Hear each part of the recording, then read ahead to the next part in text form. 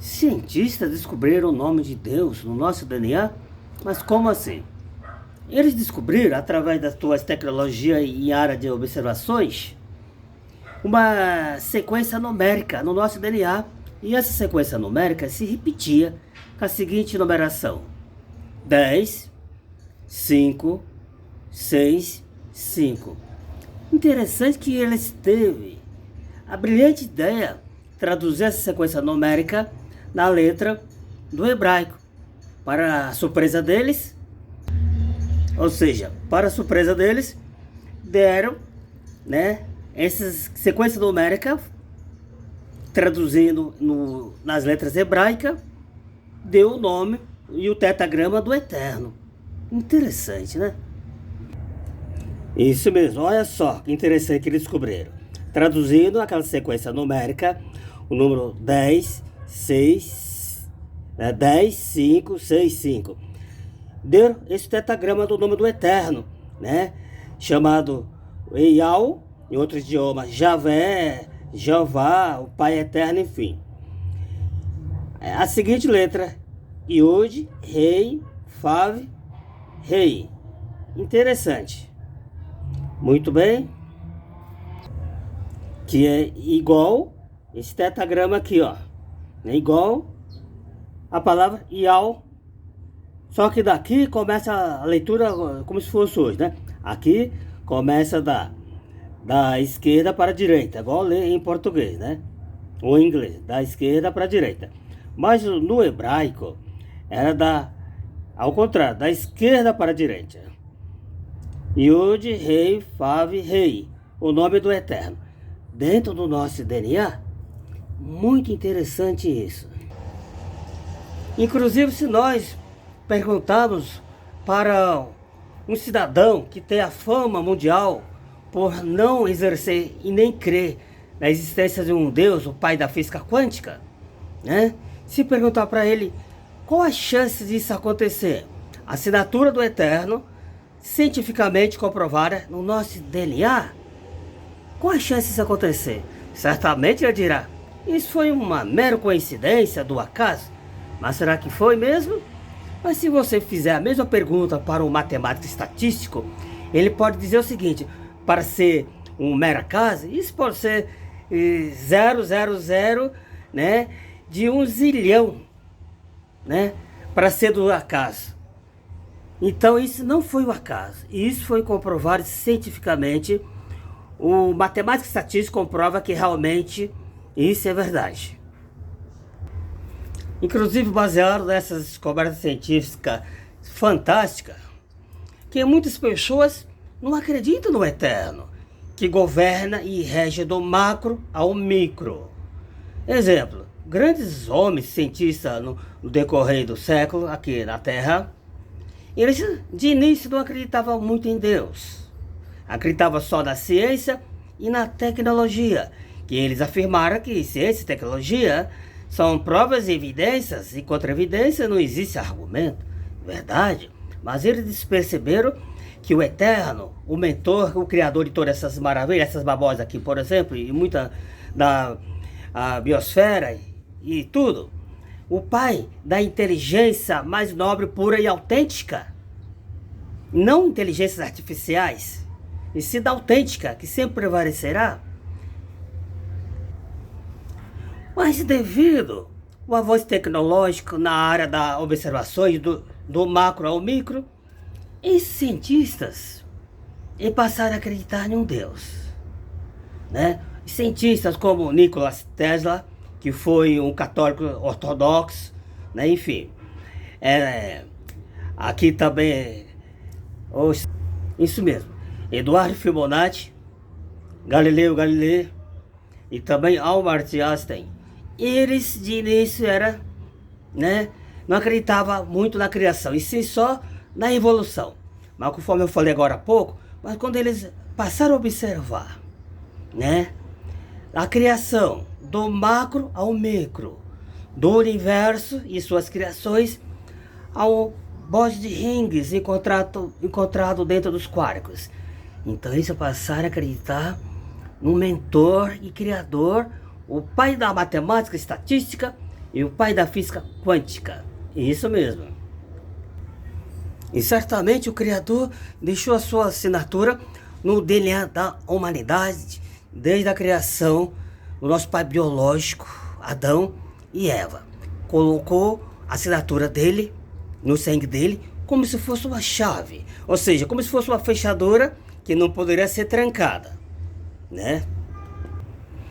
Visto que após a desobediência de Adão e Eva, né, que desobedeceu o seu superior, o seu Criador, então essa fechadura simbólica, que é a assinatura do Eterno no DNA da humanidade, essa fechadura simbólica começou a se trancar, a se fechar lentamente, devido à desobediência de Adão, nosso pai biológico.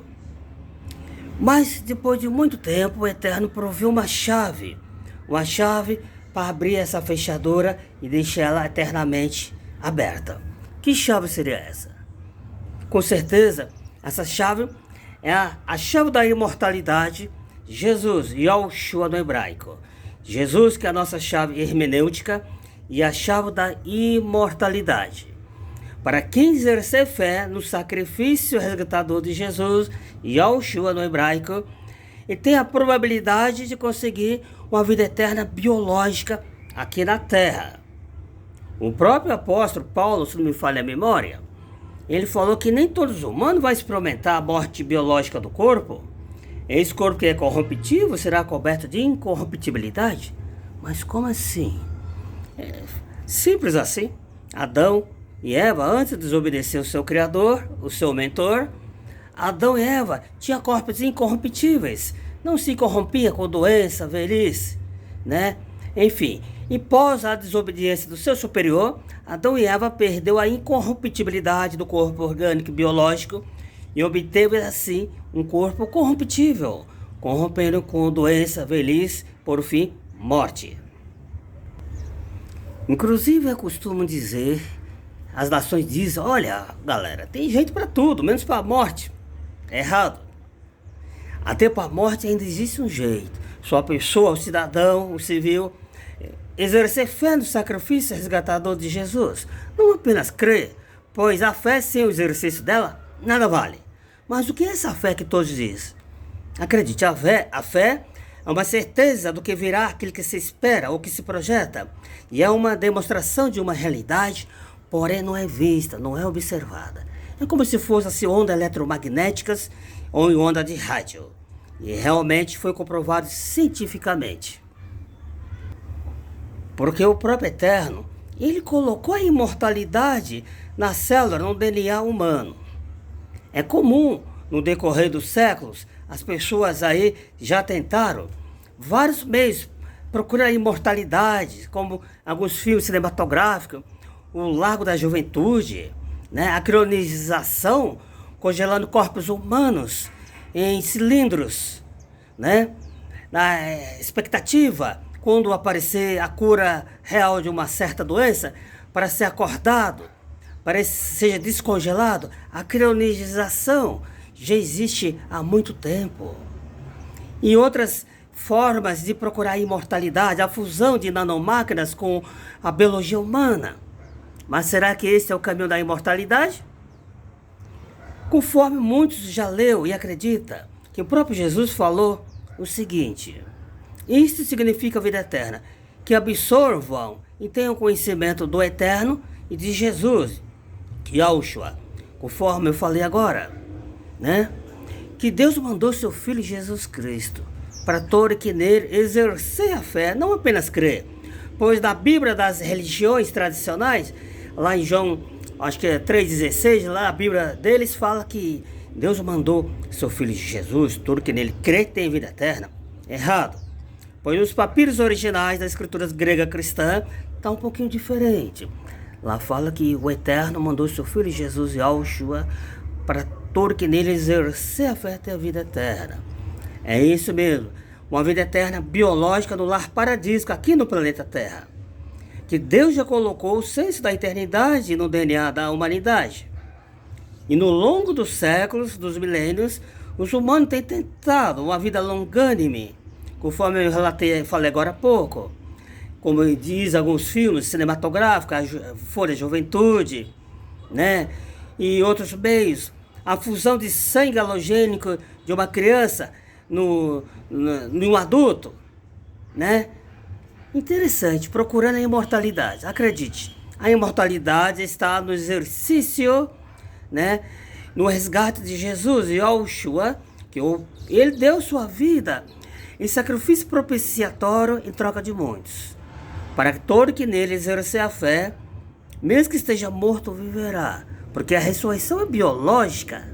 Por exemplo, quando Jesus Yahushua foi ressuscitar Lázaro, estava indo em direção ao seu túmulo, Jesus e Yahushua no hebraico conversando aí com seus seguidores, os apóstolos, falou: olha, Lázaro para mim está morrendo. Então um dos apóstolos falou: Senhor, vem cá, um papo reto aí, na linguagem de hoje, dramatizando, viu pessoal? Jesus, vem cá, se ele está dormindo, vamos lá acordar ele, ó, de boa e vazar, e continuar a viagem. Aí Jesus deixou bem claro: olha, ele está dormindo, mas na realidade Lázaro estava morto. O teu tecido celular já estava se decompondo. 4 dias, ele morreu. Foi para a cidade do pé junto, né? Na linguagem de hoje. Bateu as botas, morreu. Aqui que Jesus Yahushua fez, visto que ele é o Filho do Eterno, Yahweh, o Todo-Poderoso, ele orou ao seu Pai, pediu permissão, estendeu suas mãos ao túmulo de Lázaro e disse a seguinte palavra: Lázaro, sai para fora. Interessante, ali houve um som. Não foi um som assim comum de um humano, em si um som codificado com uma codificação única, provinda do Pai das Luzes, que está no controle das codificações de todo tipo de som no universo. Então, quando Jesus Yahushua estendeu suas mãos para Lázaro e disse: Lázaro, sai para fora.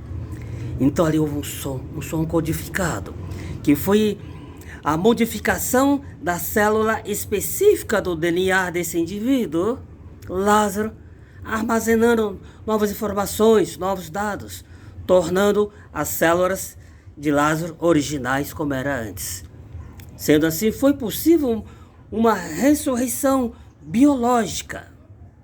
E isso vai acontecer em grande massa quando Yahushua governar a terra como governa o céu, retomar o controle da situação. Milhares de pessoas serão ressuscitados. Assim está escrito. Todos os túmulos, todos os mortos que estão nos túmulos memoriais, que está na memória do Eterno, ouvirão a voz, certamente ouvirão um som codificado do Eterno, e todos os fragmentos mortais da humanidade serão, ressuscitados, serão recompor. Porque o Eterno, por exemplo, criou e colocou algo no corpo de um ser humano que pode ficar no solo milhares de anos, não se decompõe. O que será, hein? Muita gente não sabe, mas é o cabelo. Isso mesmo. Segundo que eu aprendi com um biólogo, o cabelo contém uma informação genética e contém uma substância chamada queratina, que é altamente resistente, que no próprio cabelo contém toda a informação genética do indivíduo, que um ser poderoso, um pai de uma física quântica, pode trazer esse mesmo cidadão em corpo biológico perfeito com suas faculdades de raciocínio intactas.